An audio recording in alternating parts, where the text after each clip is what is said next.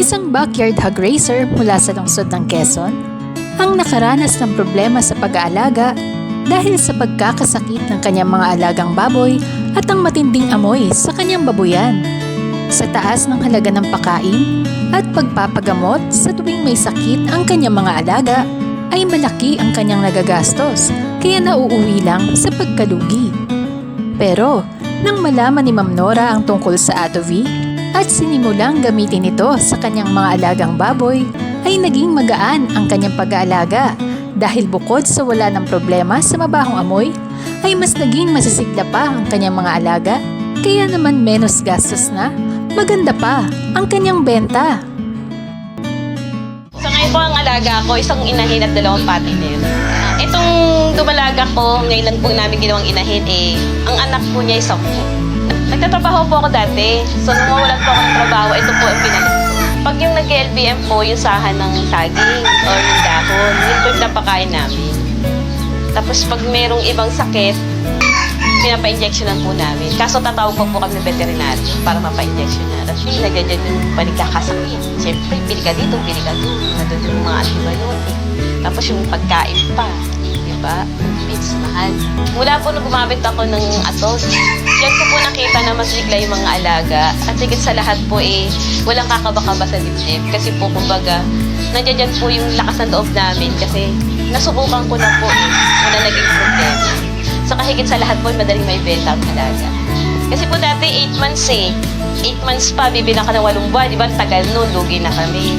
So ngayon po, sa 4 months pa lang po, nabebenta na po na. Dati po hindi ako gumagamit. Siyempre po, dikit-dikit ang bahay namin. Nakakaya sa kapitbahay. Mula nang gumamit po ako ng Attovy, wala na po yung amoy. Pati po yung ihe, wala po amoy. Pati po sa aso, nag-try ako, wala din pong amoy. Pag tinanggal po namin yung tumi ng baboy, nilalagay ko po sa balde yun. Nilalagay ko ng pusot. Mga 1 month po, or nadudurog na po yung pusa. Kasi po madali siyang madurog. So, dinadagdag ko po sa mga halaman ko po. Kaning baboy po ang aming pinapakain. Nagpapakain po kami niyan ng baboy sa 3 beses po sa maghapon. Ang preparasyon po ng pagpapakain ng baboy inuhugasan po namin to kung iba ng amoy. Pero kung halimbawa po wala naman po amoy at bago, direkta na po namin pinapakain at nilalagyan namin Attovy. Bali po yung Attovy na yon ang nilalagay namin para sa mga patiner, 1 teaspoon po sa 2 sandok. Pagdating naman po sa inahin, 2 tablespoon at 3 sandok na kanin baboy.